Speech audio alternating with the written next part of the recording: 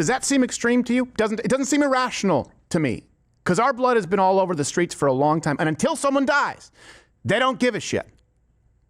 They excuse it. I know you're not rooting for it, and I'm not rooting for it either. You're saying, as a practical matter, wouldn't that be the next logical thing to... I'm not advocating for it. No, neither of us are advocating for it. I'm certainly not going to stop it. I understand it.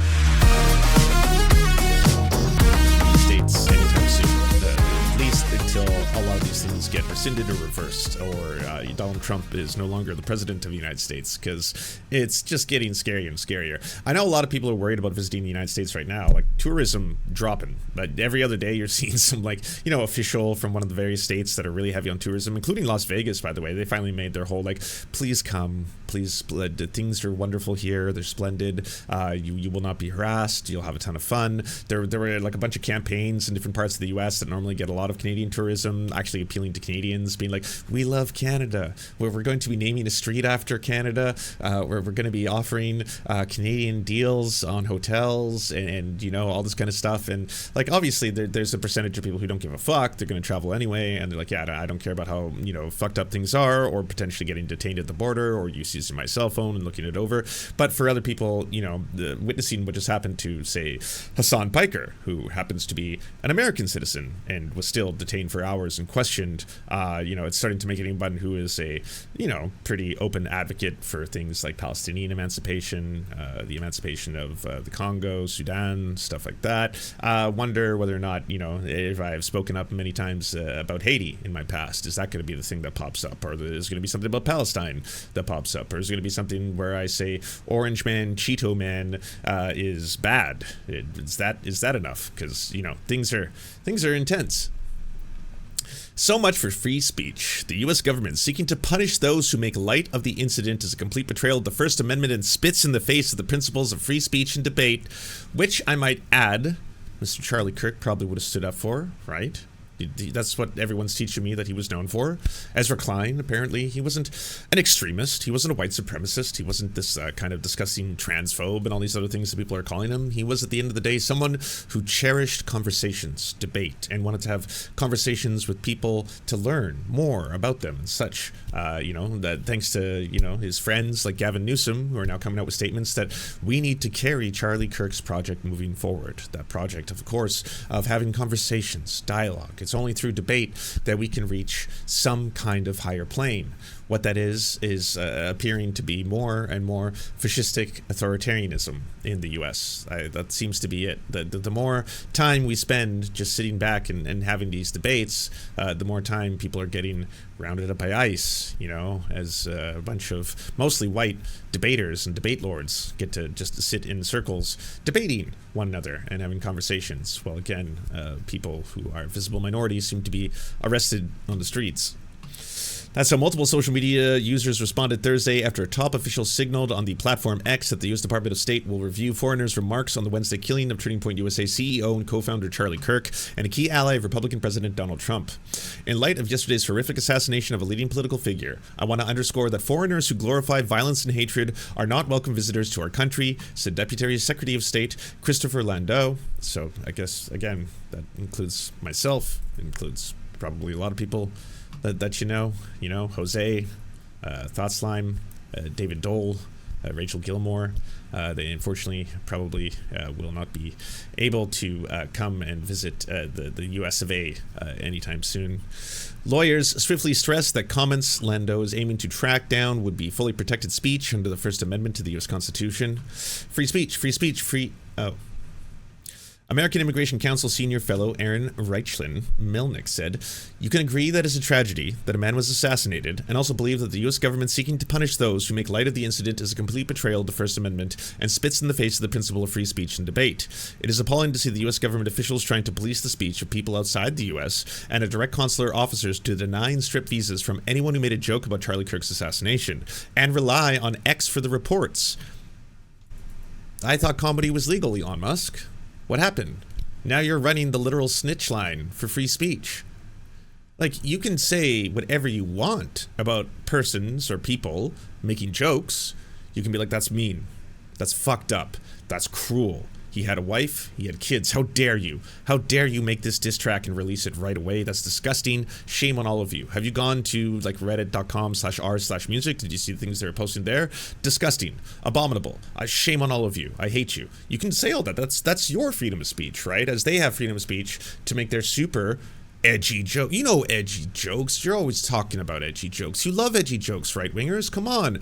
Donald Trump Jr., the son of the President of the United States. So when Nancy Pelosi's husband was viciously attacked in his own house and an intruder came in there, again, you know, violating someone's personal space, invading it, a home invader, if you will, attacking him, potentially damaging private property, with a hammer, and actually cracked his skull so badly that he now suffers permanent brain damage as a result of that. So all the horrifying things that you can imagine, all the things that right-wingers are very concerned about, right? You know, stand your guard, this is my castle, what about my castle laws, that kind of shit.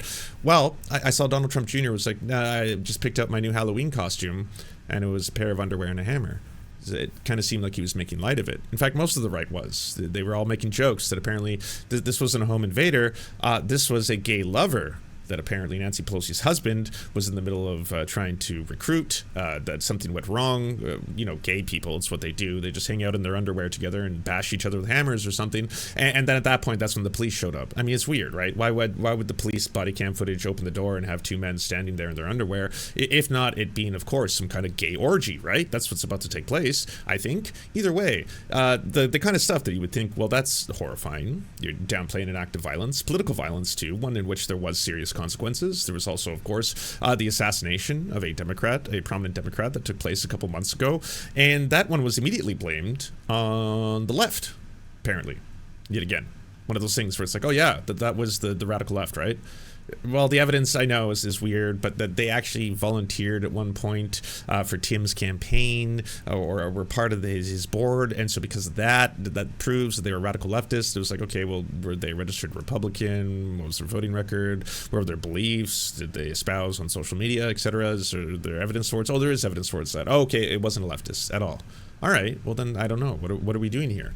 But no more. I mean, if you are apparently a foreigner, and just includes anybody, by the way, if you live outside of the United States, you want to come visit the United States, if you have made jokes about Charlie Kirk's assassination online, and that might include, by the way, retweeting jokes or liking jokes if they can find your history, right? I know the likes are hidden on Twitter, but what if you liked it on a different social media platform? What if you went and you made a post on Reddit and that now is available somewhere? I mean, you could face consequences, you could be detained, you could be rejected from entering the United States. The First Amendment applies to the federal government. Congress shall make no law abridging the freedom of speech, directing people to have a benefit denied and potentially be deported over a joke in very poor taste violates the First Amendment. After one ex-user suggested visitors to the United States don't have the same rights as citizens, Reichen Melnick explained, the First Amendment is a restriction on the government action that applies even when the government seeks to restrict the speech of non-citizens. If you'd like, I can cite you dozens of court cases confirming that non-citizens enjoy First Amendment protections. Kirk and his allies, including Trump, have long framed the late 31-year-old as a free speech supporter. A lengthy pop-up message about his death on Turning Point USA website even says, Charlie has become America's greatest martyr to the freedom of speech he so adored. In response to Axios reporting on Lando's threat, Jamil Jaffer, director of the Knight First Amendment Institute in Columbia University, sarcastically said, yes, this definitely seems like an appropriate and constitutional use of the State Department's surveillance authorities, and definitely a fitting way to honor a person whom Trump admin officials have labored as a First Amendment hero. Writer Miriam Elder similarly quipped the free speech government, honoring the free speech martyr. Trump publicly fancies himself a protector of free speech, but since returning to office in January, he has targeted law firms that represent clients and causes he opposes. He's targeted news outlets whose coverage he disagrees with. He's targeted foreign students who criticize the Israel's U.S.-backed genocide against Palestinians in the Gaza Strip.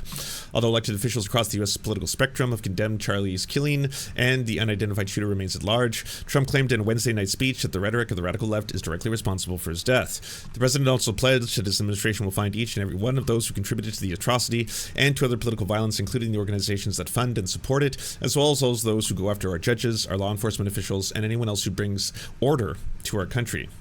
Anyone who brings order to our country? Didn't you mean to say disorder? Well, I mean, I could play it. Hold on. College campus. To my great fellow Americans, I am filled with grief and anger at the heinous assassination of Charlie Kirk on a college campus in Utah. This is a dark, moment for America. Charlie Kirk traveled the nation, joyfully engaging with everyone interested in good faith debate. Those on the radical left have compared wonderful Americans like Charlie to Nazis and the world's worst mass murderers and criminals. This kind of rhetoric is directly responsible for the terrorism that we're seeing in our country today. So just so we're clear, because I think some people learned this when Joe Biden spread the now completely debunked and false rumor that there was 40 beheaded babies that Hamas did on the October 7th attack, and then he tried to validate that theory by saying, like, I saw it, and everyone was like, did you? And then, like, that's weird. But I mean, it was the president of the United States. If he said it, I mean, it's the president, right? He's not just going to say things that are just 100% falsifiable. And in this case, it is pretty wild just to be like, well, the reason Charlie Kirk was assassinated, and you know, this is the president of the United States saying this in a public address, was because of the radicalization and the rhetoric of the extreme left, and how the left has been using terms like Nazis to describe people who are exemplifying behavior similar to that of the Nazis during Nazi Germany, who have rhetoric similar to that of the Nazis, and because of all that, then clearly there's an example right here. You know, you can just point towards it. Did I see him in that picture today? I did. I don't know. Again, those are still photos, right? It does look strange, but I mean, I'm tired of just people, you know, trying to hope that Trump is in worse shape than he is, because one day it'll be like, hey, did you see Trump? The guy's got purple hands. I don't know what that means. Yeah, I don't either. I assume it's not good, right? Did you see Trump? He's got like swollen cankles or something. Huge feet. It's not good, right? I guess not, but he's also like almost 90, isn't he? Aren't these kind of like typical things? Hey, did you see Trump? Latest photo of him? Yeah, because of an AI render of it, it looks like he's got enormous growth coming above one of his eyes. That's not good, right? If it's real, I mean, I don't totally know if that's real, right? Like AI could actually just be putting, like, we don't really have that technology, you know, the NCIS stuff, the enhance, and then all of a sudden it just becomes clearer and better and more in focus. I mean, it would basically be potentially adding things, right? It could be additive rather than clarifying. But yeah, sure. These photos, these pictures, the occasional clips of him speaking, or sometimes when he's just wandering just aimlessly around the top of the White House, just again spouting gibberish. It doesn't look good. It definitely looks like, you know, a man who's deranged.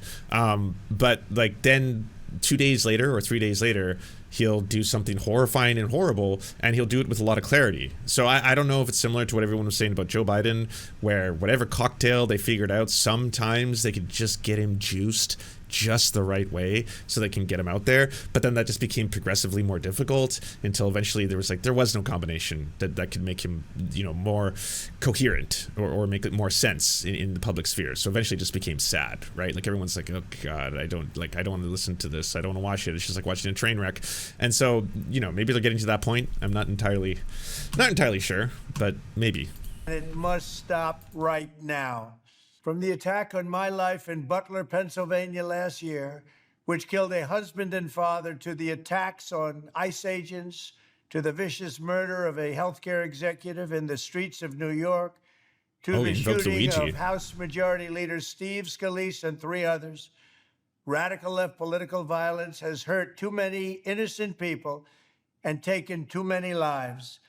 You know, the closest you could get in all those cases might be Luigi, because then there's like an instance where you can be like, oh, I mean, that was someone who was celebrated very heavily by the left online, all right? A lot of you were doing memes, you were making t-shirts, you were going full ooh-woo. I know a lot of you were like literally falling in love, that kind of shit. So that one's definitely on you. And then it's like, even in that case, I don't know if you saw his recent letter, like recent being like a couple months ago, that he came out just to like thank his fans and talk about how he's loving all the, you know, love letters and all that other stuff that he's getting, all that kind of stuff. But then he starts talking about his beliefs. Even then, he wasn't like a leftist, right? Like, you know, he was kind of describing himself as a Ayn Rand like centrist who does fundamentally believe in the rights that people should have access to healthcare, and that obviously was, I would say, perhaps a motivating factor in if he had committed a crime. But at this point, he hasn't actually said that he did it. He says he's innocent. So I mean, you know, at this point, unless there's evidence to the contrary, I mean, you might have the wrong wrong person.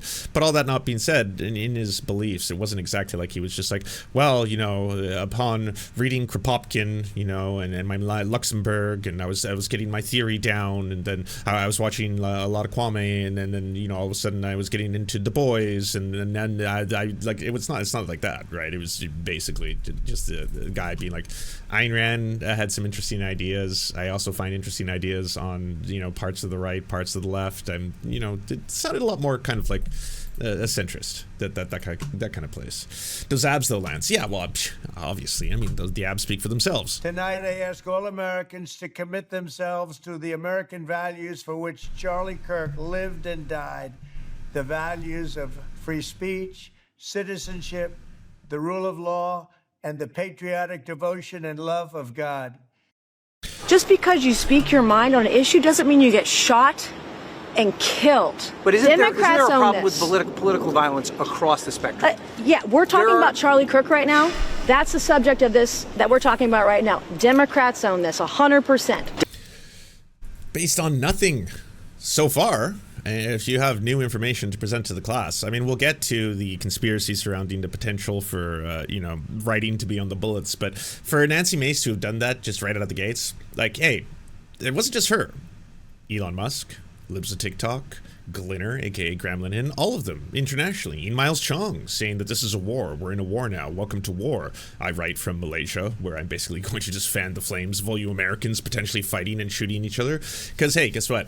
I am the radical left. If you didn't know, if you're just tuning in, if you're a hate watcher, yes, I am a leftist. I don't want Americans to have a civil war. I don't. I think that it will be horrifying and bloody and very costly. And I think it's not really going to potentially damage the structures or hierarchies of power. I think billionaires and the corporate class and the military industrial complex will remain mostly intact. And I think a lot of poor people will die. So I do not want violence. I do not want a civil war. I don't want more people to be shot. I would like less people to be shot. The problem is the rhetoric that is trying to amplify violence and promoting violence is coming from the right, while they are simultaneously playing the victim. All right. And if you are a right winger and you happen to have family who are right wingers, you have to recognize this for what it is. These same people who are coming forward, like Asmongold is such a great example, who came forward and he was like, this is obviously because of the left. You can just look at the posts on the Twitters and the Reddits and see how many extremists. I was like, my dude, are you serious? You want to talk about calls to violence? Like, Jesus Christ. You were saying that people who are undergoing a genocide were deserving of that genocide because they were from an inferior culture. That was you. We're talking about, again, 2 million people who are being forcibly starved, who are like half children, the largest amount of child amputees in the world. I would say they have it very fucking bad, and you're sitting there being like, yeah, but they're from an inferior culture, so they deserved it. And it's like, okay, well, is that not a form of violence? What about when he was just posting that apparently his theory, very similar to the, what is it, Action 5 or whatever that the neo-Nazis implemented, where he was like, I believe we should take between 10 to 15% of all R slurs out of schools and put them into the coal mines. Then society will improve. He just typed that out unironically. And then like at the very bottom of it was just like, you know, the false god of equality is what's wrong with all the ills of society and shit like that. I was like, you realize this is a form of eugenics, right? Like trying to take people who you feel are intellectually inferior to you and then put them into backbreaking, sometimes devastating or deadly labor or labor camps or forms of that. Yes, these are forms of eugenics. Like you spew this shit all the time. The same thing coming out of like another very prominent right-wing figure, Tectone. Tectone was doing a very similar thing where he's just like, yeah, I mean, it seems like the Democrats have declared war. I'll show you the clip by Steven Crowder. He's pumping the same shit where he's talking to Megyn Kelly and he's like, yeah, you know, I don't think if the streets run with blood, it's a good thing, but I understand it. I get it.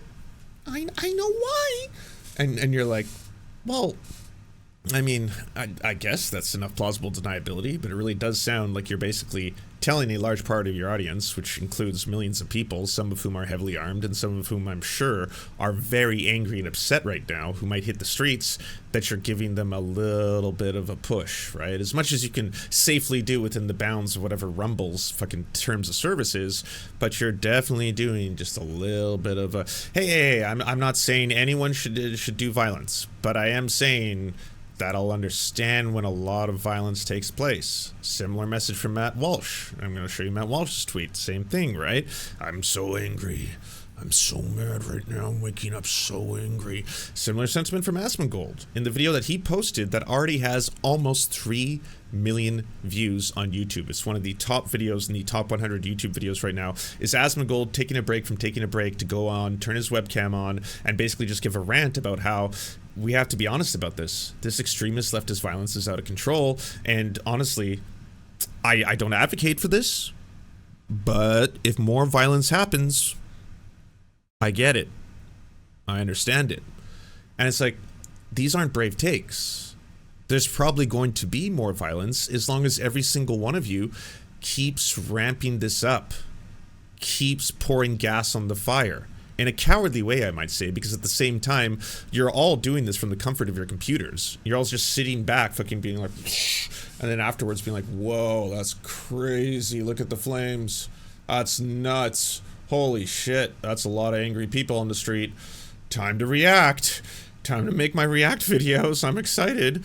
All that kind of shit. It's like, Jesus fucking Christ. Like, yeah, maybe, you know, you should be talking about, like, why is it that there is such violence, especially in the United States, with gun violence specifically?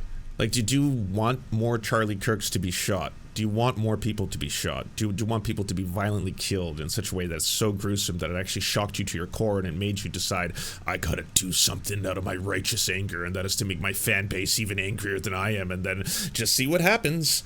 Just walk away and see what happens. Hopefully everyone will be all right. And it's like, this shit can have profound consequences. And it's the rhetoric of people like Charlie Kirk, who are constantly advocating for things, who are constantly vilifying, demonizing, dehumanizing certain groups on a regular basis, blaming them for all the problems in society that come from real concerns, I might add. There's a lot of valid concerns that Republicans, that MAGA, that conservatives, that people across the board, centrist libs, you name it, everyone shares. Wealth inequality out of control, unaffordable housing, government surveillance, the loneliness epidemic, the problem with social media and how it might be ruining our brains and turning them to goo. These are legitimate and valid concerns. And the very people who are responsible for this kind of shit all get a pass when you get people like Asmongold, Tectone, Charlie Kirk, Steven Crowder, Tim Pool blaming trans kids, blaming immigrants. Like, oh God, housing's out of control. Why is that?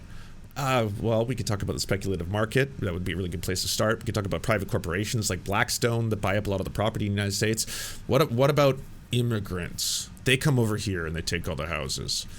Not exactly. You see, when they arrive, especially if they're refugees, they're usually arriving from very terrible conditions. They don't arrive with a fuck ton of money. You know, they might need some assistance to actually get off their feet and be able to try and help them both learn the language and get jobs. But like, they're not coming and you know, taking all the houses. They like, you know, they don't arrive with the down payments. No, the government of the United States is not some socialist utopia that is guaranteeing housing for every immigrant who comes into the country based on how much they do labor. It's just not a thing. I'm sorry, it's not reality, but a little bit shocking. I'm appalled by the murder of Charlie Kirk. There's no justification for political violence, and every act of it threatens democracy. My thoughts and prayers are with his family, friends, and loved ones. Which was kind of just wild to see, because again, this is an American media personality who was pretty on the far right, and the Prime Minister of Canada had to make a statement. In fact, a lot of people made statements. You know, some were more surprising than others. Wab Canoe made a statement. The killing of Charlie Kirk is deeply disturbing. Violence has no place in democracies. Our condolences to his wife and children. To condemn a very disturbing thing that happened in America today. The killing. If you didn't know, this is the Premier of Manitoba. He also also is one of the first Indigenous, I think the first Indigenous Premier of the province as part of the NDP. Of Charlie Kirk. And the reason why I wanted to mention it here, very, very chilling, disturbing act, is to make clear that within our democracy there is no place for violence. If you disagree with somebody, if you object to the way that they conduct themselves in public, the way to settle that is through our public discourse and our public sphere with peace. I mean, nothing controversial about that statement. I'm sure everyone can agree. You shouldn't be settling your disputes with fists. You should be settling your disputes with minds. That's certainly true. Couple things. One of the first ones, as this person pointed out, he didn't say this after Melissa Hortman's death, a sitting U.S. politician in a state bordering Manitoba, but the First Nations premier apparently found it important to make a statement about an influencer who believed the mass graves in Canada's residential schools were a hoax. So true. Here are some of the statements I was talking to you about. Matt Walsh. I know some of you want to do the kumbaya thing. You want to say that the celebration of Charlie's death is only happening on the fringes. I'm sorry, but that's not true. They jeered and heckled him in Congress yesterday. The left wants us dead. That is the mainstream view. It just is. It's the truth. They couldn't be any clearer about it. Stop lying to yourself. Face the facts and act accordingly. Well, there's an incitement, sir. Or, sorry, it could mean anything, right? I act accordingly. I mean, through peaceful means, obviously, conduct some polling, maybe do some nonviolent protesting, maybe contact your senators, contact your politicians, and tell them that you're concerned about this. That's it. But I'm guessing a percentage of his audience, and he knows this because he's had success in the past targeting Boston Children's Hospital, for example, alongside Libs and TikTok. As long as you put stuff out there, you don't directly have to say, I am demanding that members of my audience do X, Y, and Z to X, Y, and Z. I mean, yes, all right, there's a very clear-cut example. That's an incitement to violence, and he knows that. But if you just constantly throw things out there, right, just hope that someone in your audience is just going to be a little bit more aggressive than someone else, and they might see something like that and be like, you're right. Act accordingly. Yes, sir, Mr. Walsh. I will. This is the ex-leader of the Conservative Party of Canada, Andrew Scheer.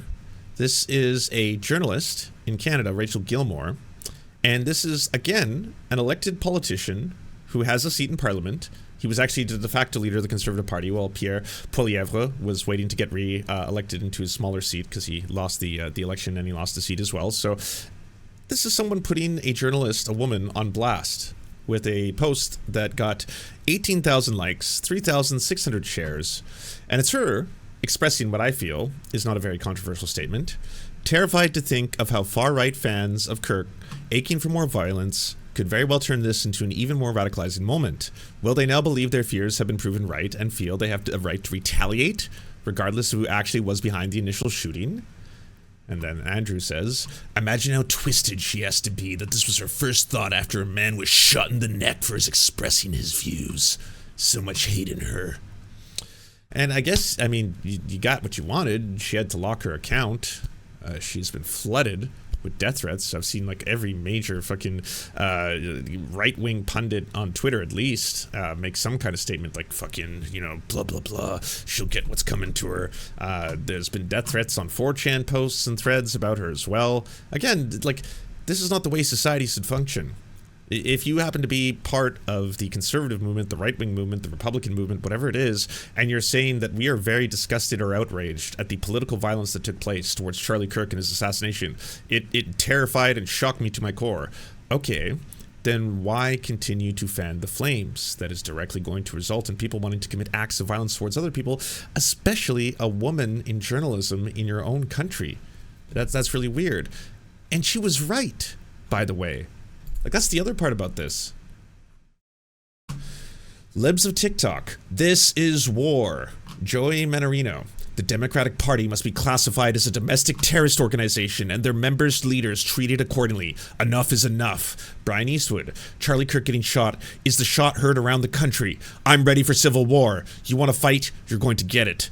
Ollyfield Rando. I don't want to get the National Guard sent to Democratic cities anymore. I want the Air Force sent. Sean Davis. When Democrats lose elections they couldn't steal, they murdered the people they were unable to defeat.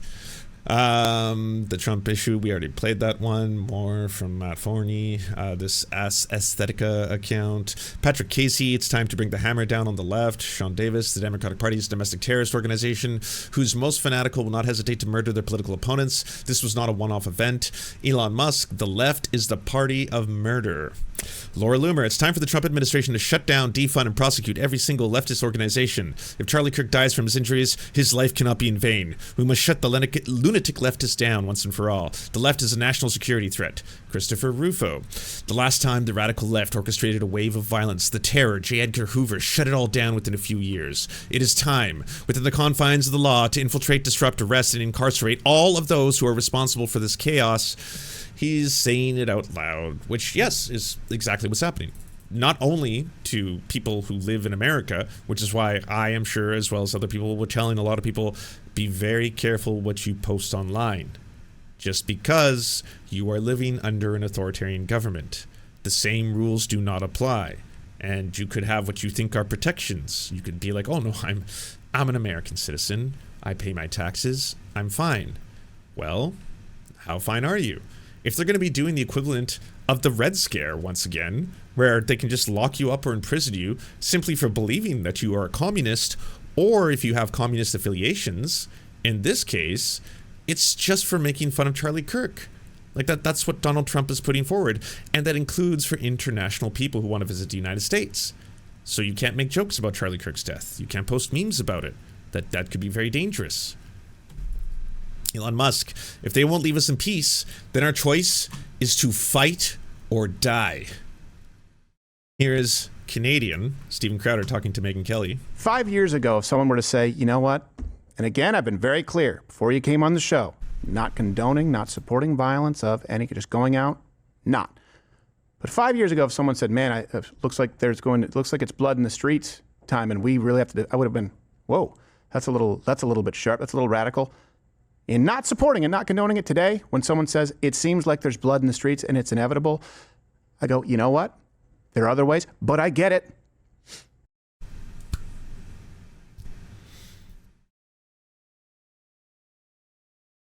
You want to tell me which side right now is trying to provoke or promote violence across the board?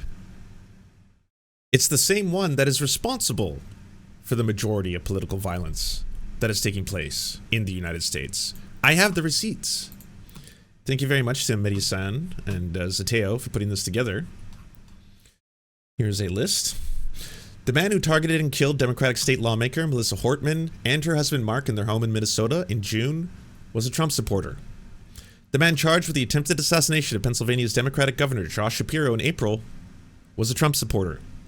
The man convicted of orchestrating a series of shootings at the homes of 4 Democratic elected officials in New Mexico in 2022 was a Trump supporter. The man who tried to kidnap the Democratic House Speaker Nancy Pelosi and assaulted her husband Paul in 2022 was a Trump supporter. The man who wanted to hang Mike Pence on January 6, 2021 were Trump supporters. The man who killed the son of Obama-appointed District Judge Ether Salas in 2020 was a Trump supporter. The men who were convicted of trying to kidnap Michigan's Democratic governor, Gretchen Whitmer, in 2020 were Trump supporters. The man who sent the pipe bombs to the homes of Barack Obama, Joe Biden, Hillary Clinton, and other top Democrats in 2018 was a Trump supporter. The man who killed left-wing activist Heather Heyer after driving his car into the crowd of counter-protesters in Charlottesville in 2017 was a Trump supporter. Not to mention, while it is still contested, the majority of the information pointing towards the person who tried to assassinate Donald Trump also was a registered Republican, coming from a family of registered Republicans who's described by his classmates as conservative, sometimes more conservative than even his peers, who oftentimes would be separated from the rest of his classmates in his far-right beliefs compared to the rest of them.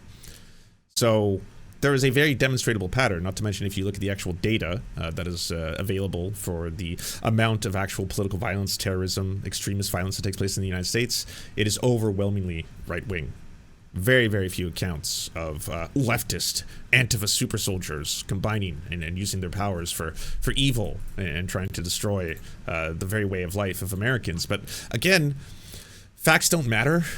Information, like data, reality doesn't seem to matter. If every single right-winger right now is completely bent, especially these pundits, by the way, keep in mind, as angry as some of them are, acting or pretending that they are, they're always angry about something. If there wasn't this to talk about, they would be talking about the logo of a fast food franchise slightly changing and going woke in the process. And that's our cause. If a single ad, a sponsored post on social media is done by a trans influencer for a beer, that's just years of meltdowns and anger and shooting at beer cans and driving over them in trucks and throwing them in stores. So actual, yes, violence taking place simply because the beer is trans now. Oh, what happened to M&Ms? They went woke? What? The green M&Ms? It's not a lady. It is a lady, but she's not as sexy. Jesus Christ, the world is ending. And I thought we had just survived the war on Christmas. They're always going to be angry and furious at something.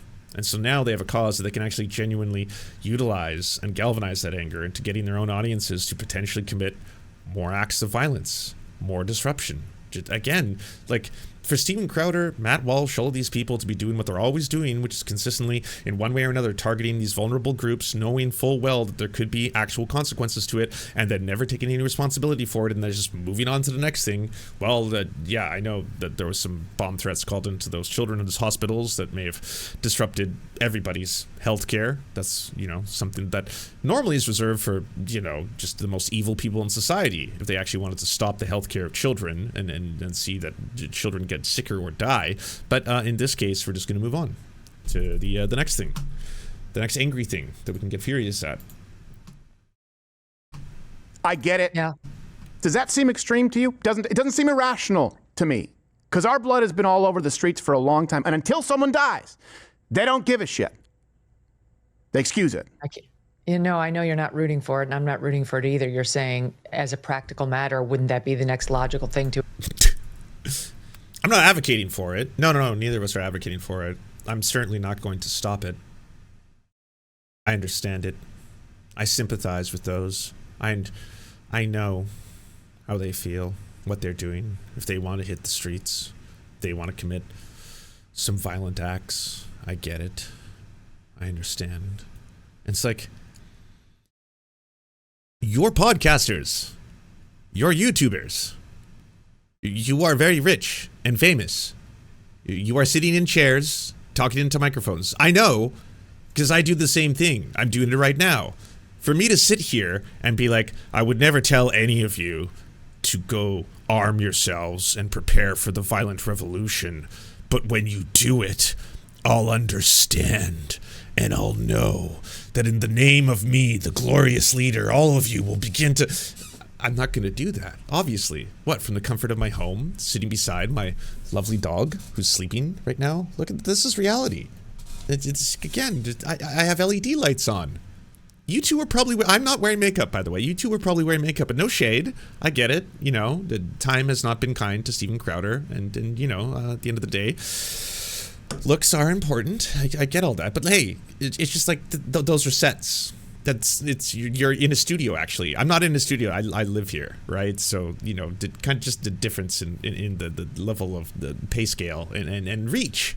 But as people with much larger reaches, much more money, and a lot more comfort, I might add, you both should realize the dangers of what you're doing, especially inciting violence at a time when, yes, a lot of people are terrified, a lot of people are angry. And as someone who is about to also, do my part to criticize the libs, I'm going to say this. For the most part, the libs, all right, well, they were unable to bring themselves to actually be honest about the history of Charlie Kirk and his bigotry and obviously a lot of his very far-right beliefs, horrifying as they may be. They were not saying, fucking good. Hell yeah. Said Olivia Juliana. Harry Sison or Sisson or whatever. He was like, oh yeah, fucking, protect your neck or something like that. And then you look over and Dean Withers was like, yeah, he got what's coming to him. No, none of them. Not a single one of them was doing that shit. I like across the board, even the radical leftist socialists, fucking Zoran Mondani, were all doing the very boilerplate. I condemn political violence in all its forms. I think this is a horrifying tragedy. My heart goes out to his wife, his children. Obviously, this is a very difficult time for them and their family. We would hope that they can get all the resources they need to be able to get through this. And I hope we can bring the assassin or the killer to justice. That's basically the statements that you got across the board. And those are from the libs. The very people that right now I think that all of you are saying are effectively weaponizing and trying to go after all of you, and that you're in the middle of a war, right? It seems to be a war of your own construction, because a lot of these people who are committing these acts of violence turn out to be right-wingers, Republicans, even the mass shooters who are not specifically doing it to target politicians, who are doing school shootings or who are doing racial shootings like in Buffalo, or who are doing those massacres and mass murders. A lot of them seem to be heavily radicalized online. A lot of them seem to be in very, very far right corners of the internet, sometimes overlapping with the incel communities, sometimes overlapping with other, you know, kind of weird quasi wannabe satanic fucking cults and shit like that. But like for the most part, the through line seems to be misogyny and white supremacy, and that seems to be the radicalization method for a lot of those people online, and we know this because of, again, a lot of their statements and a lot of the things that they put forward, and the people that they were watching being a lot of far right, extreme right content producers such as, you know, Tim Pool, Charlie Kirk, etc. will be in their playlists and stuff like that, and Steven Crowder, right, or libs of TikTok, or stuff of that nature. So again, this shit is so fucking dangerous, considering in the midst of all this that, yeah, people are scared and horrified. The other weird side of this, though, was seeing shit like this.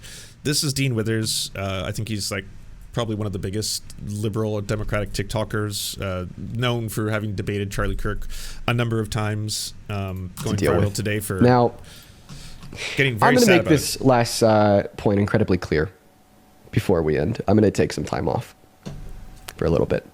And I'll have a video up later about this as well. You'll be able to find it on my TikTok, on my Instagram. You'll be able to find it everywhere. I'm just going to collect my thoughts and then make a video.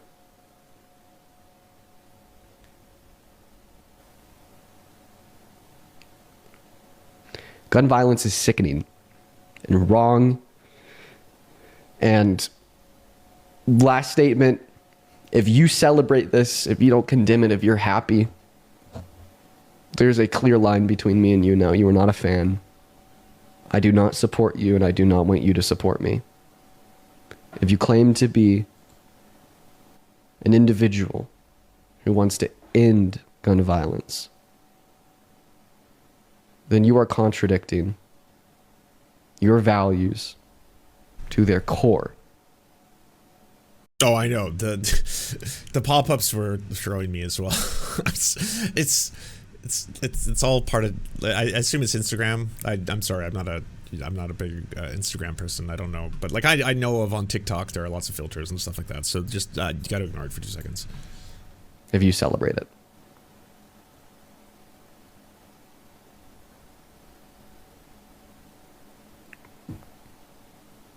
And if you see anybody celebrating it, happy with it, okay with it,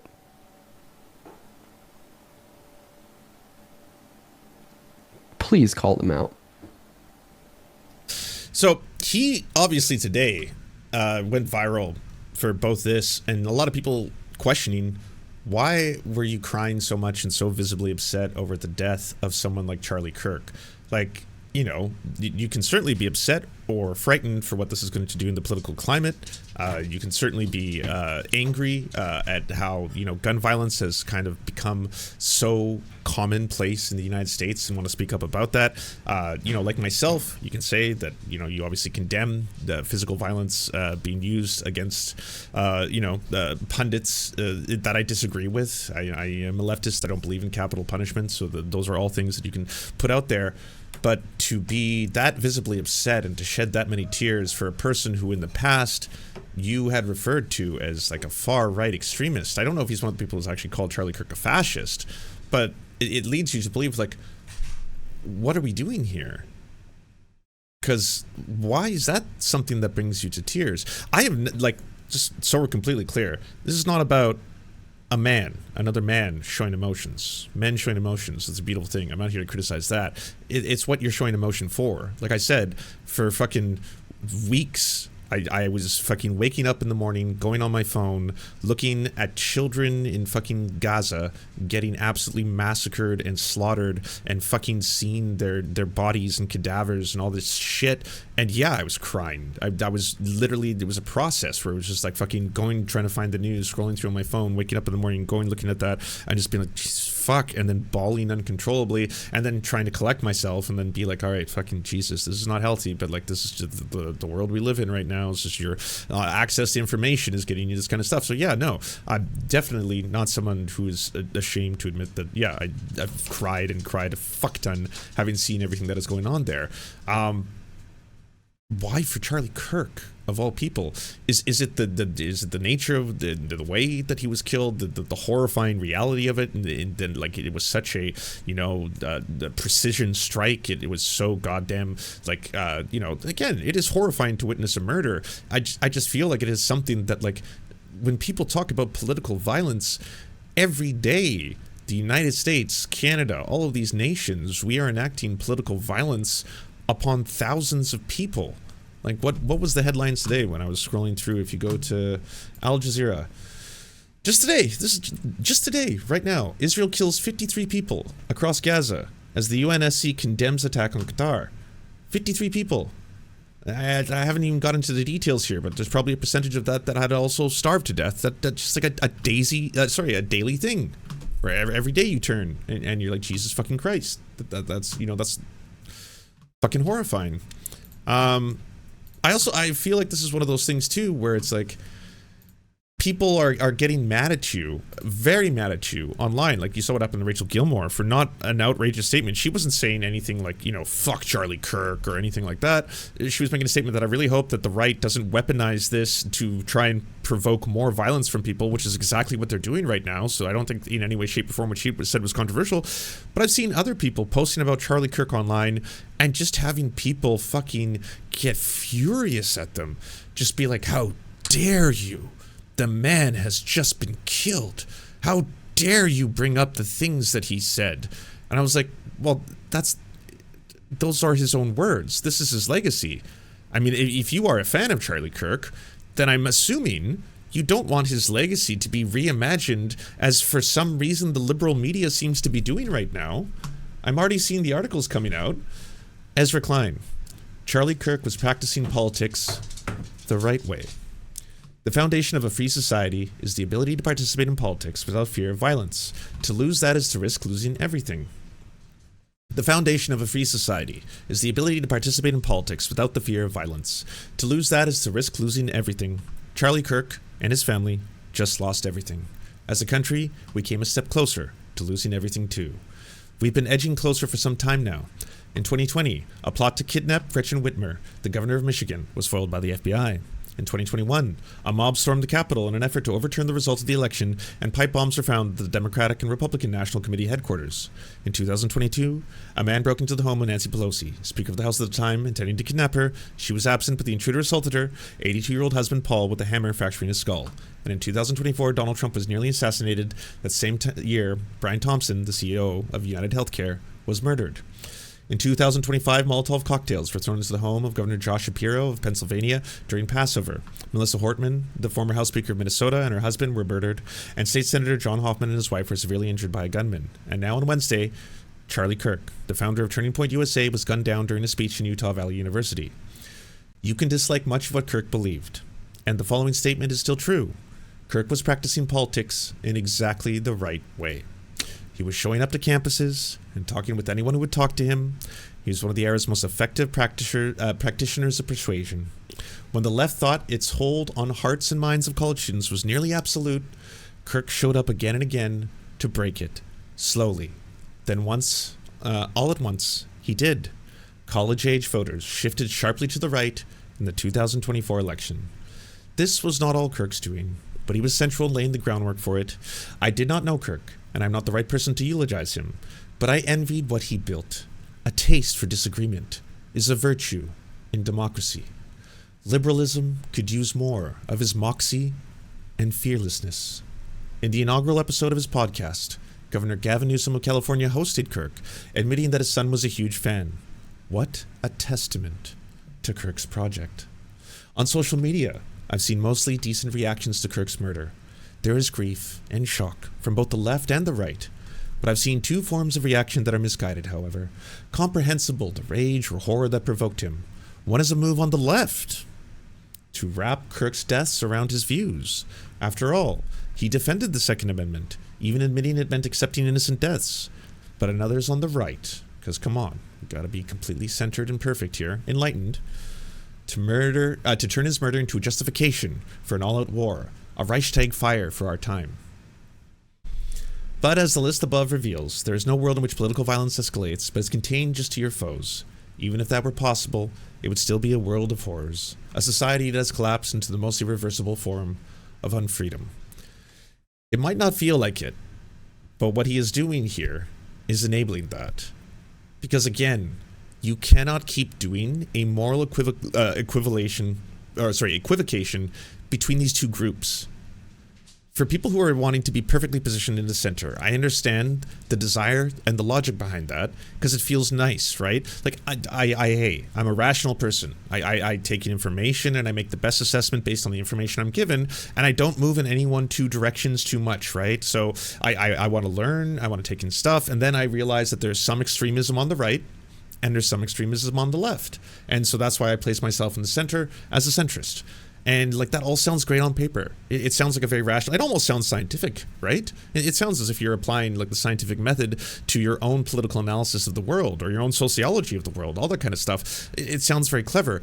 But in a situation where even the example that he provided there, where you have two extremes, one of which is trying to enact and is enacting political violence. The majority of the examples that you gave at the very start, the exception to them being potentially Luigi Mangione, of which we do not completely know whether he did it, still innocent until proven guilty, and the assassination of Charlie Kirk, because we still don't know who did it and what the reasons were behind that. So outside of that, those were all Republicans. That was all right-wing violence, all the examples that Ezra Klein was giving. And then when you get to this part, where he's like, okay, so I've noticed there's some stuff going on. One side is trying to point out that Charlie Kirk's own rhetoric is what enables this kind of violence to exist, because when there's violence, gun violence, when there's school shootings, he is one of the people who's consistently downplayed the necessity to reevaluate gun laws in the United States. In fact, he's gone out of his way to say that some murders are just going to be necessary in order to preserve the Second Amendment. This is not just an appeal to hypocrisy. This is someone who had a political project, who actively used that political project to, again, create an environment and a world in which he did incite and promote violence that led to violent acts occurring. So that's one of the things that is being brought up. This is important. This is not just someone who randomly was a small, like, I'm a Republican in that I want a small government and that I want low taxes. That's what I'm about. Like, I'm going to get into the list of Charlie Kirk's beliefs, because if you were a Charlie Kirk fan, why do this? You know, why try and change his image into something, you know, Reagan-esque, when you should be completely honest, this is what the man believed. And again, if these are things that you disagree with, then that's for you to disagree with them. But that's very different than people on the right, if you're trying to say these two things are the same, being like, yes, and now we're basically saying that blood is going to flow on the streets. We're not telling you to do it, but when it happens, I understand. So that's what's coming out the other side. It's like when people are like, there's, you know, I've heard a lot about this social democracy, Bernie Sanders, AOC, Zoran Mamdani shit, and then I've heard a lot about like what's on the other side. I was like, okay, well one side seems to be moving towards authoritarian fascism, you know, and then persecuting groups that they don't consider to be part of the superior race, people who speak Spanish, people who are Muslim, people who are immigrants, people who have a certain amount of melanin in their skin. They seem to be doing that right now. So that's that side. What's the other side about? The universal health care, paid education, like, as in you don't have to pay out of your pocket for it. It's subsidized, cheap rent or free housing, that kind of stuff. So yeah, that's the radical left, I guess, right? That's the other side. So, I mean, you can find the right thing in the middle there, right? There's something in between, you know, exterminating the impures, and on the other side, the whole, you should have universal health care, because we're the richest nation in the world and we spend more than any other country, and yet we get some of the worst results compared to comparable nations. So again, somewhere it's in the middle there. There's probably something to be found, right? One of the few good articles that came out was on 404. Charlie Kirk was not practicing politics the right way. Thursday morning, Ezra Klein of the New York Times published a column titled "Charlie Kirk was practicing politics the right way." Klein's general thesis is that Kirk was willing to talk to anyone regardless of their beliefs, as evidenced by what he was doing while he was shot, which was debating people on college campuses. Klein is not alone in this take. The overwhelming sentiment from the America's largest media institutions in the immediate aftermath of his death has been to paint Kirk as a mainstream political commentator, someone whose politics liberals and leftists may not agree with, but someone who was open to dialogue and espoused the virtues of free speech. You can dislike much of what Kirk believed, and the following statement is still true. Kirk was practicing, we already read it. I envied what he built. A taste for disagreement is a virtue in democracy. Kirk is being posthumously celebrated by most of the mainstream press as a noble sparring partner for the center-left politicians and pundits. Meanwhile, the very real, very negative, and sometimes violent impacts of his rhetoric and his political project are being glossed over or ignored entirely. In the New York Times, Kirk was an energetic voice who was critical of gay and transgender rights, but a few of the national pundits have encouraged people to actually go read what Kirk tweeted or listen to what he said on his podcast to millions and millions of people. Whatever you think of Kirk, I had many disagreements with him. He was with me, and when he died, he was doing exactly what he asked people to do on campus: show up, debate, talk, engage peacefully, even when emotions run high, said David French in the Times. In fact, that's how he made his name, in debate after debate, on campus after campus. Which, again, like, why are you doing this?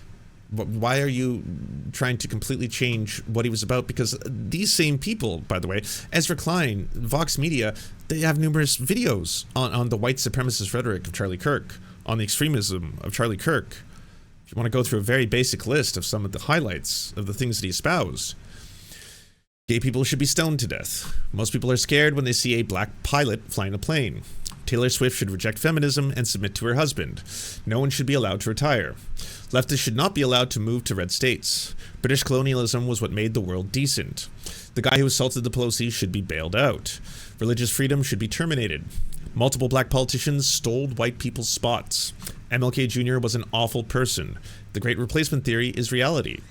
Hydrochloroquine cures COVID. Vaccine requirements are known as medical apartheid. Gun deaths are acceptable in order to have the Second Amendment. Women's natural place is under their husband's control. Parents should prevent their daughters from taking birth control. George Floyd had it coming. The January 6 protesters didn't. The 1964 Civil Rights Act was a huge mistake. Encourage parents to protest mask mandates. Mandami winning in New York is a travesty because Muslims did 9/11. Muslims only come to America to destabilize Western civilization. Palestine, quote, doesn't exist, and those who support it are akin to the KKK. And hey, this is not me, because I know there's a big fear a lot of people have online right now to speak of the beliefs that Charlie Kirk had, because people are being like, how dare you? How dare you mention those things right now? The very mentioning of these things is what led to the violence in the first place. You're calling them a Nazi.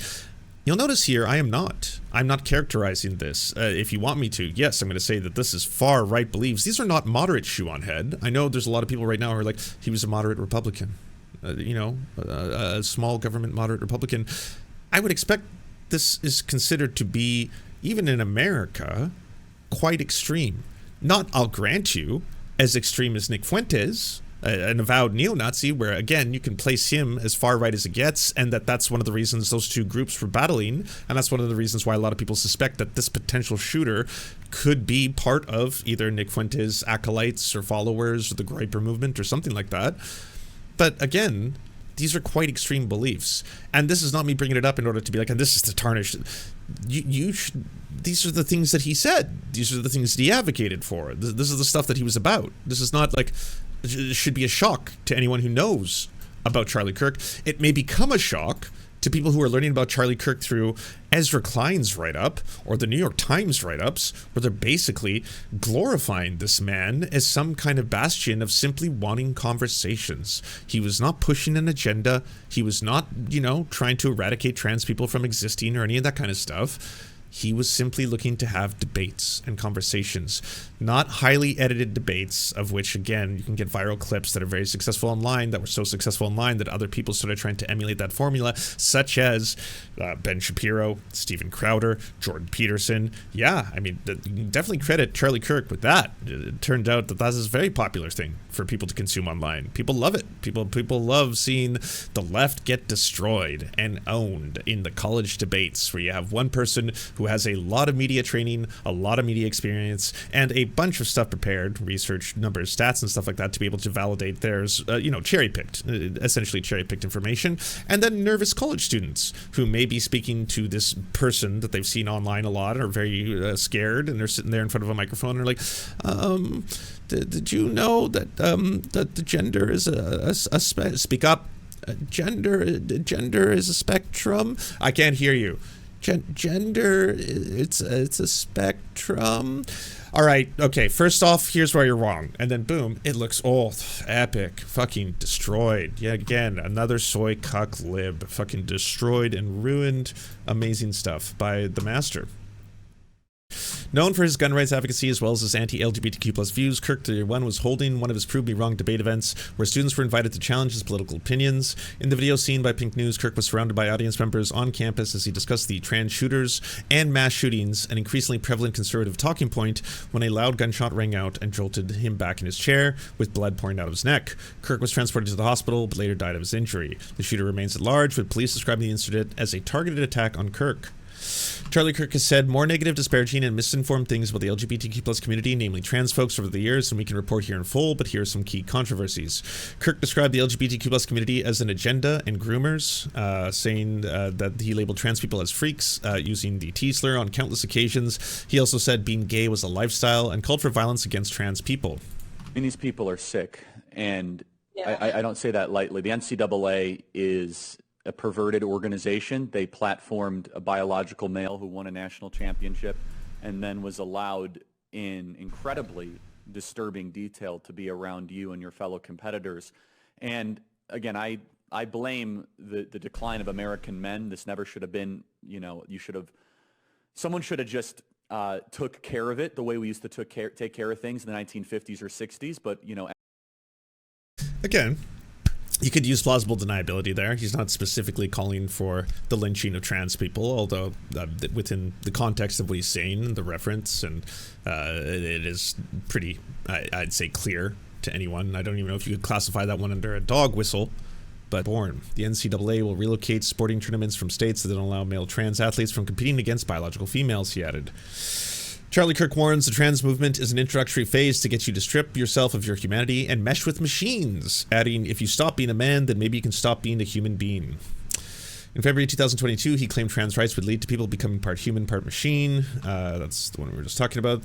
They will choose you to have an exoskeleton if they wish. He added, such a conspiracy theory is unproven. This is why they are so insistent for this trans thing, because if you stop being a man, maybe you can stop being a human being. Maybe you can just plug into a machine, he said. Kind of like when you hook up with a machine all day long and you're controlled by 5 companies that control your thoughts. Referencing Ready Player One meets Inception. Jesus. In June 2023, Kirk linked Unabomber Ted Kaczynski's historical accounts of gender dysphoria to his crimes following his death, a connection which echoes the current frequently disproven conspiracy theories that trans people are inherently more violent than other demographics.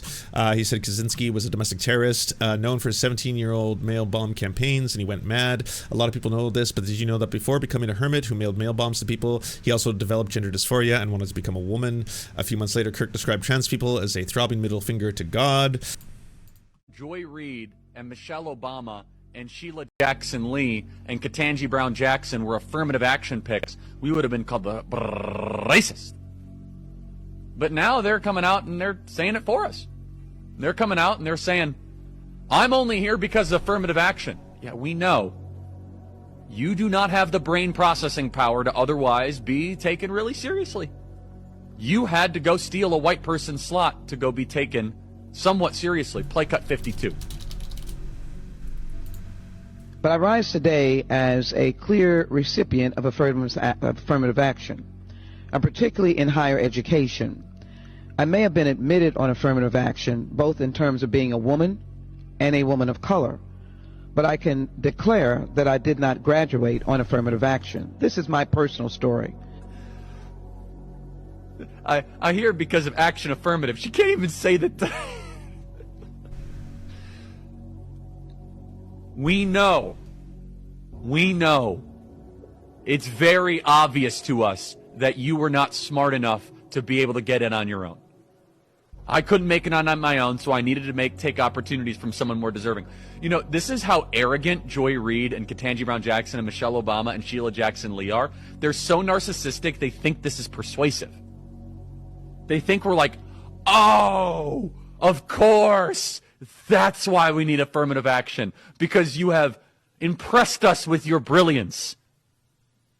Of course. Oh no, imagine the world without Joy Reid. Imagine the world without Sheila Jackson Lee or Michelle Obama or Ketanji Brown Jackson. They think this is persuasive. This is the same person who, by the way, was saying that, you know, he was scared to fly in planes if the pilot was black around the time when he was really promoting the idea of DEI being a detriment to the airline industry, which was such a wild thing to be covering, because at the time I was like, you couldn't have picked a worse example, considering that like there's such a standardized method for anyone to become a pilot, where it is like you have to accrue X amount of hours and then you're allowed to stop flying in like, you know, a practice single essence Messenger or something like that with an assistant, and then you get to fly on your own, and then you have to accrue a whole bunch of hours to be able to move on from that onto a larger plane. Then you have to accrue hundreds if not thousands of hours to be able to move on to that, to being able to transport cargo, not human cargo, just cargo in general. Then you have to accrue thousands of hours to move on from that to be able to finally fly with someone who is not a pilot and someone who's basically going to be your passenger. Then you have to accrue like X amount, like by the time you're done it, we're talking thousands and thousands of flight logged hours. There's no situation in which anyone goes down to that process and then immediately sitting down and then they just turn to the person and they're like, I know you did all what you're supposed to do, but you're white, and we gotta make sure we get at least one black pilot this year. So we're gonna go with the guy who has done nothing at all, but he is black, and so because of the color of his skin, we're gonna be hiring that guy, and that's where we stand on this issue. So, you know, good luck on that. So now right-wing people are targeting people for allegedly celebrating Charlie Kirk's death. You know, that includes, like I was saying earlier, Rachel Gilmore. I've gotten emails and DMs promising to find out where I live, Gilmore says. I have folks claiming my information is all over 4chan, telling me in the same breath that they hope I get raped and killed, telling me that I have fun walking in the streets of my own city, which they all will then name. At the time of the publication, 24 people were listed on the site, with many entries including full names, employment details, location, social media accounts. The site's operators, who are anonymous, claim to have received thousands of submissions. All of them will be reviewed and uploaded shortly. A note on the website reads, "This is a permanent archive that will soon contain a search feature. More likely, we're happy to answer your questions," the people controlling the website told Wired. Subsequent emails, though, went unanswered. The website asked people to submit a potential target's full name, location, and employer information, as well as screenshots and incriminating social media posts via email. An About Me section of the website added Thursday, "This is not a doxing website. This website is gathering lawful data aggregators of publicly available information. It has been created for the purposes of public education. It continues, we seek to collect and archive instances of individuals promoting or glorifying political violence. Much like archive.org or archive.is, we firmly denounce all political violence and criminal activity. Many of the alleged incriminating posts Wired reviewed did not glorify or promote violence. The entire atmosphere has been stoked by conservative media and amplified by MAGA bullshit. The world keeps spinning." They told Wired that they received countless messages since his name was published on the website, some urging him to take his own life, many people saying that they had their lives threatened, claiming to know where they live. "It did not glorify anyone's death," said Huddleston. "I don't believe political violence is the answer to anything. They took a comment I made about Kirk, even in passing, as radicals usually do, spin it for their work agenda, whatever that might be. A Wired review of the social media accounts linked to people listed on the site revealed that the vast majority of them have either deleted or been set to private. Many of the names listed on the site have already been shared on social media platforms by prominent figures seeking retribution. I will be spending my night making sure everyone I find online who celebrates his death famous. So prepare to have your whole future professional aspirations ruined if you were sick enough to celebrate his death," Loomer wrote on X after Kirk's death. "I'm going to make you wish you never opened your mouth," says Laura Loomer, which, again, I think this might be one of the only examples of her having deleted a tweet, but this was her just a couple days ago. "I don't want to ever hear Charlie Kirk claim he is pro-Trump ever again. After this weekend, I'd say he has revealed himself as a political opportunist, and I have a front row seat to witness the mental gymnastics of the last 10 years. Lately, Charlie has decided to behave like a charlatan, claiming to be pro-Trump one day while he stabs Trump in the back in the next. Turning Point USA was only able to thrive thanks to the generosity of President Trump." So, wow. Well, Loomer was hoping to get someone fired. It appears Rhetoric succeeded shortly after highlighting that the assistant dean at the Office of Student Care and Conduct in Middle C, Tennessee State University wrote on a Facebook page that she had zero sympathy for Kirk. Also, someone got fired off MSNBC. A host got fired, and not for comments that were aggressive, not for comments that, again, people being very careful with the words, but simply not stating that Charlie Kirk was a moderate centrist, right-wing, youth outreach counselor, which is what seems to be the goal right now of the Ezra Kleins and like the Dean Withers and the New York Times article where people are trying to do revisionist history of it. It's like that you can use the man's own quotes, you can use his own statements, you can point towards them, you can play the videos, because there's a catalog of all of it. It's not in any way lying to be like, this is what Charlie Kirk believed. But right now, just right after this has occurred, there seems to be so much virulent anger for anyone who says anything other than the man was pretty close to the second coming of Christ, right? I mean, he was a martyr, and he was benevolent and kind and generous and wanted nothing more than to have conversations with everybody. And if you deviate from that, if you're like, okay, but then if you say you respect him so much that you're willing to ruin people's lives, to dox them, to create these websites that basically highlight every single person who has anything bad to say about him, like I'm not even here trying to say intentionally mean or malicious things about Charlie Kirk. I'm just showing you in his own words. These were his statements. This is what he believed. Why are you trying to do some strange revisionist history? Why are you trying to erase his past? Why are you trying to make people unaware of what he truly believed if this is the first time they've heard about the story? Because, yeah, there's probably going to be a percentage of people who are not super tapped in politically, who don't know the names of all the pundits, don't know the names of all the celebrities, the influencers, the TikTokers, the Instagrammers, the YouTubers, the Twitch streamers, the YouTube video essayists. Like, there's a lot. And unless you are very online, I understand, or very political, I understand not knowing, even if they're super famous, even if it happens to be someone like Charlie Kirk. But at what point are you going to stand there and actually continue to do this whole kind of like, we have to, pretend he was something he was not? Like, people aren't lying when they said, his views on forced birth are very clear. You had a daughter and she was 10 and she got raped. And she was going to give birth and she would, and she was going to give birth and she was going to live. Would you want her to go through that and carry her baby? That's awfully graphic. But it's a real life scenario that happens to many people. The answer is yes, the baby would be delivered. Oh, okay, great. So that's insane. But let me tell you why. No, hold on. That's him saying that he is for the forced birth of his 10-year-old daughter being sexually assaulted and impregnated. Now, the narrative coming out of the right already, because thanks to, President Trump and a lot of other lawmakers who have already said that this was because of radical, left-wing rhetoric. Even though at the time of me recording this, we still don't know who shot him. He hasn't been apprehended. Unless that's changed, chat, let me know if there's news in that regard. But I know that there's photos that have been released of the new person of interest, of the first two people of interest have been caught and released. Early bulletins said the ammunition in the Kirk shooting was engraved. Now the sources have backtracked on that. Thank you very much, Wall Street Journal, for putting that out there. FBI released images of the person of interest. They announced a $100,000 reward for the shooter. A Toronto retiree was falsely accused of being the Charlie Kirk shooter. So that's terrible. But so the new pictures are out there. So Tim Pool felt like he always does, ready to, call it, make his verdict, and put out a video that says, confirmed, Charlie Kirk killer was trans Antifa leftist. He's not going to change this, by the way, because unlike the other times when he falsely accuses other people of being shooters and he gets sued for it, this is something that is more broad. And so he's just going after marginalized communities, going after LGBTQ plus people. And, he's not specifically saying a specific one. It's not like, you can have one specific person come forward and be like, okay, well, that wasn't me, so I'm going to sue you, again, for you having been libelous or slanderous towards me. In this case, it's just, hey, by the way, it's been confirmed. It happened. Wall Street Journal said ammunition in Kirk shooting engraved with trans anti-fascist ideology, according to sources. And, of course, he runs with it. That's all he needed. Gets really mad. We told you so, that kind of shit. And it was maybe less, I'd say, than an hour from when that first story came out, before obviously there was an immediate story that came out of the New York Times According to a preliminary internal report circulated inside the Bureau of Alcohol, Tobacco and Firearms and Explosives, federal and local officials recovered ammunition with a rifle that appeared to be engraved with statements that say expressing trans and anti-fascist ideology.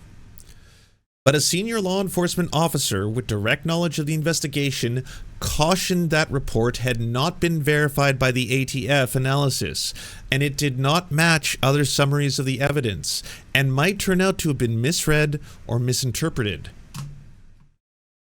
Doesn't matter anymore, though, right? Like, that's the whole point. Set the narrative. The narrative was set before it was even confirmed that Charlie Kirk was dead.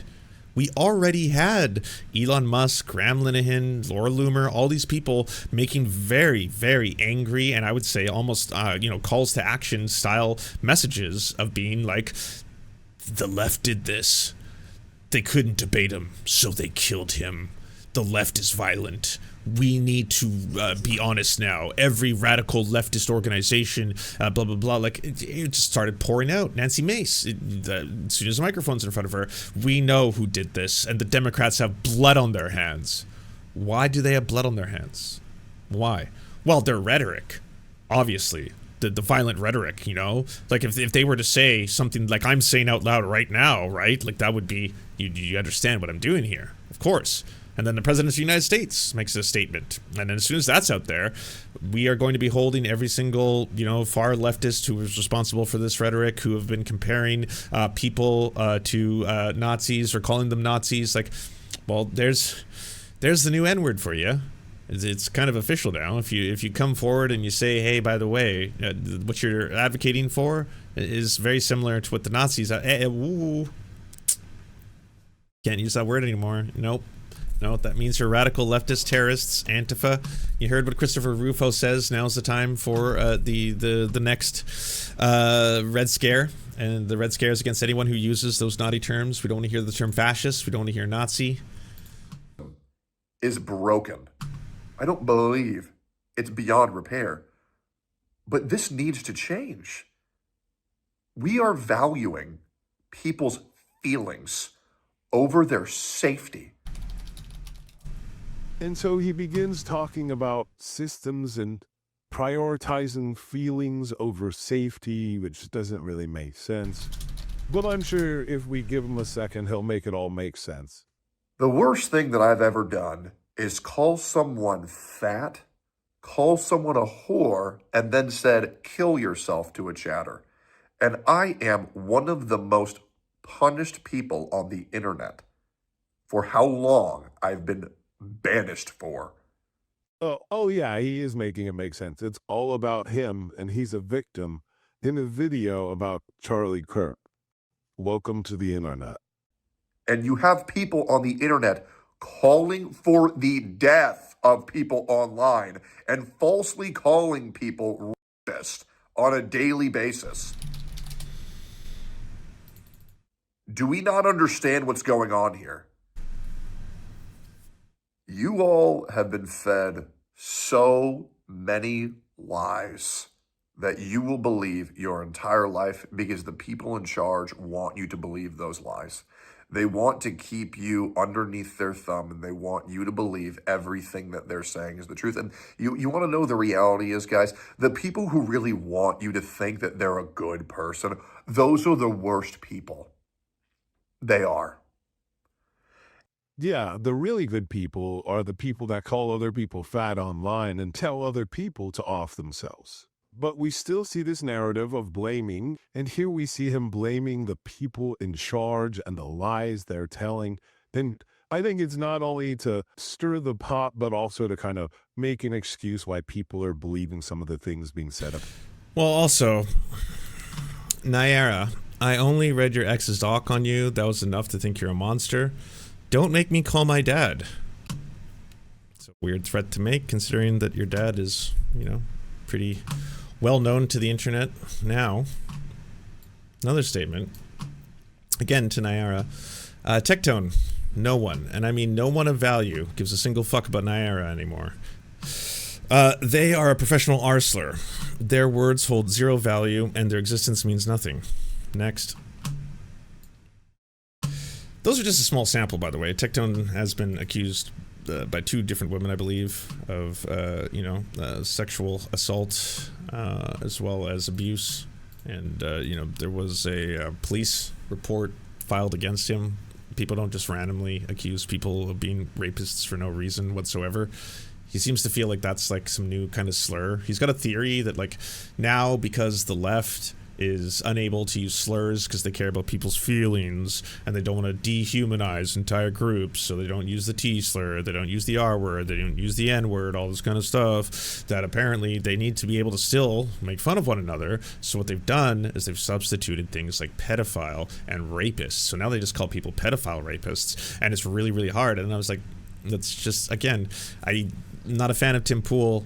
I would not call him a pedophile rapist because I have no evidence of him committing sexual assault or of him being a pedophile. I think he's a massive transphobe, he's a bigot, he's a piece of shit, you could say he's a racist, all that kind of stuff, but I wouldn't falsely accuse him of things that he hasn't been accused of. In the case of Tectone, you have been accused of sexual assault. And he was even featured in South Park recently because of it. Charlie Kirk definitely is not a super radical right-wing person, but I would say that he's more of the moderate to, kind of extreme right-wing. Very, very... He returned to the internet just to do this, right? He's like, I'm going to be taking some time off, I want to take care of my dad, all this kind of stuff, and everyone's like, okay, so I guess, after all that botting controversy and other shit, Asmongold is stepping down. He's taking a step back. And so he does take a step back, and then he returns right after the shooting to upload this video that I believe now is on its way to have 3 million views. Absolutely wild. I would say lukewarm, though, in my opinion, at least especially, and this is where we're going, especially compared to now. And okay, and again, it doesn't take much to demonstrate how far right Charlie can be. He thought the Civil Rights Act was a mistake. He thinks that MLK was a bad person. He doesn't want to fly on planes with black pilots. All of this is overt racism. And Asmongold is only demonstrating how normalized that has been in how he is describing him. There is a tremendous amount of political violence. I'll just skip past it, but like in his video, he does the same thing that most of the other right-wing pundits are doing right now, where he gets to a point where he's like, there's probably going to be more acts of violence. I'm not endorsing them. I'm not saying it's a good thing, but I understand it. It seems to be a consistent message, right? We're getting it from like people like Stephen Crowder. We're getting it from Megyn Kelly. We're getting it from like all these right-wing pundits, like Matt Walsh. They're all putting this shit out there. We're like, yeah, I mean, hey, 5 years ago, if you had told me the streets are going to run and flow with blood, I would have been like, that's pretty extreme. But now, you know what? Well, I don't endorse it. Got ahead of that one. I understand it. And you're just like, so I think it's pretty clear, having seen everything, the totality of the situation, the right are advocating, as they have been for a long time, and promoting violence. And this is not new. They've been promoting violence for a very long time towards trans people, towards trans kids, towards doctors who help trans kids, towards teachers who teach trans kids, towards gay kids as well, but less frequently, as they have been targeting trans people, towards immigrants, also a group that they are frequently targeting, towards pro-Palestinian protesters, towards people who are speaking up for Palestine, especially if they happen to be from other countries, especially if they happen to be students on temporary visas, stuff of that nature. They have been promoting or advocating for the censorship of their speech, for them to be arrested and detained, authoritarian crackdowns, the military to be used on their own people. This, again, has been the direction that they have been headed in for a while, and very, very obviously since Donald Trump came into power. And now that they are achieving all these goals, they are accelerating this process. It is ramping up. This is being used as an excuse to suddenly be like, all right, now things are going to get more intense. Now there might be some violence on the streets. Some violence that I'm guessing everyone is hoping that if there was right-wingers who hit the streets with guns and start hurting people or shooting politicians or whatever it is, that there's not going to be a lot of, military sent into those parts. There's not going to be a lot of police presence. Let's just, sit back and watch what happens. Because on 4chan, that are effectively becoming actual stories. The, quote, trans ideology thing is getting Crowder visited by the ATF, and the reason he thought it might be the dumbest possible combination, we were surrounded and ruled over by idiots. It's worse. The bullet itself has the word TRN printed on the back, a common stamp for bullets from some manufacturers. The T-slurs of justice probably thought this means trans rights, or I don't know what this word that was erased here. But either way, again, the very common things that you'll see printed on mass manufactured bullets, apparently this is what was considered enough to denote it as trans ideology. And it's just like, it's so infuriating that people are running with this kind of stuff because it's so fucking dangerous, you know? I'm really, really scared to see people on both sides of the political aisle being like, oh, it brings me no joy in saying this, but I have to report on it. Breaking news. Apparently, one of the bullet casings had what is now being said to have anti-fascist and trans ideology written on it. And it's like, okay, is this being based on what this is? What is this to you? And that's enough for you to denote that this is encased with trans ideology. Well, then isn't every single bullet that was manufactured by that manufacturer going to be encased with trans ideology? What are we doing here? This is like, it's not a game. This is the kind of shit that is going to get people killed. This kind of disinformation, or potential disinformation, by the way. All of this is unconfirmed. None of this is 100% confirmed in either direction, but simply publishing this information right away, the Washington Post, it gave, I guess, enough ammunition here for people like Tim Pool and the rest of the right to run their stories and print their headlines and be like, it has been confirmed, the shooter of Charlie Kirk is trans and anti-fascist, and it's clear because the bullets had themselves ideology, even though it has not been verified by the ATF themselves. It's fucking Steven Crowder ass of all people putting this stuff out there.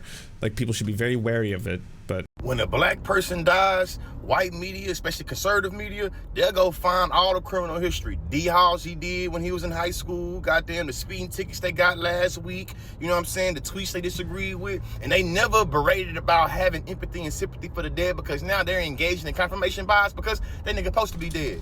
Now all of a sudden, the same group that loves to politicize every time death is brought up, all of a sudden want us to be like the damn Pope. All of a sudden, you want Mary Magdalene. Nah, hell no. The same way you live by it, gonna be the same way you die by it. I can't understand how a person's supposed to have much more empathy for a motherfucker that had no empathy when they was alive.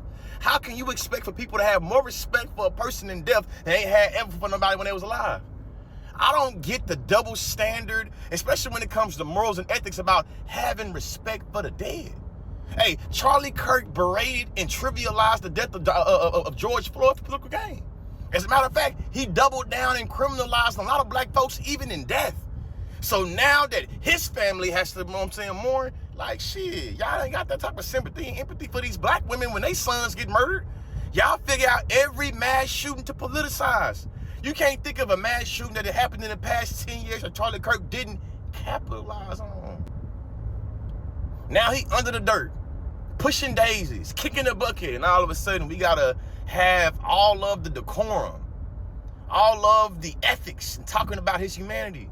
He ain't had no humanity. He was a bad person. You see what I'm saying? When a racist die, ain't nobody gonna cry too much, except for the racists that raised the racists. You see what I'm saying? And that's the reality of the situation. You feel me? The reality of the situation is he didn't have no heart when it came to the folks he justified. The chickens have come home to roost. When a black person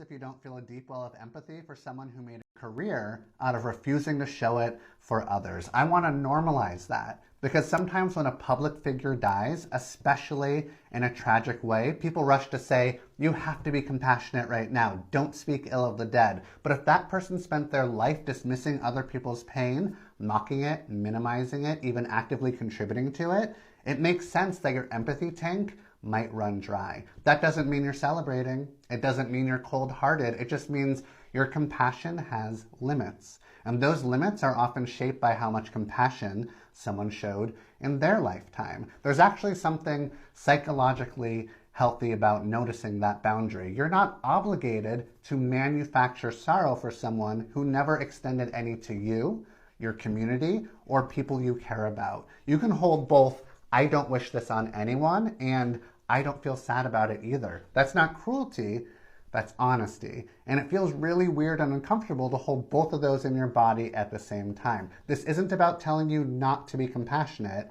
It's about giving you permission to notice whatever you honestly feel or don't feel and trust that it's valid. I mean, it's kind of sad that it needs to be said out loud, but I see people even in the chat being like, this feels very validating to hear. And I was like, yeah, you're not wrong for having those feelings. Okay. It's not a bad thing. You are also not a bad person, right? You can say multiple things can be true at once. You can hold multiple beliefs that are not, in opposition to each other. That no, I would not wish this upon anyone. I didn't wish this upon Charlie Kirk. I certainly do not hope that any of my other, either political or commentary opponents, people whom I disagree with and who actively oftentimes do call for, the deaths of people in communities I care about. In those cases, no, I don't wish them to be assassinated. I don't call for people to assassinate them. I will condemn that political violence, and at the same time, I'm not going to extend my empathy, as people are seemingly doing right now, for a person who has spent their entire lives preaching hate, spreading political violence, and advocating for things that do result in people getting hurt and do result in people who are in marginalized communities having scarier lives as a result of having people who are indoctrinated by a lot of this hateful rhetoric. So thank you so much to our patrons for making this show possible. We could not fund it without you. And if you want to join, please check out patreon.com/theserfs to unlock bonus episodes, uncensored content, and all the good stuff. Thanks to Anna Loves Riley, Addercap, Bobby Lasers, Cheryl Alvarez, Comrade Junkie, Doug Caddy, Everything Important, Hegbard Salim, Multimondi, Omni, Political Papi, Preston Kroll, Quiet One 85, Riley and Anna, Roller Dragon, Cernicus, Stellar Gwyn, Sebastian Demmel, Tigwick, and Words Greenwood.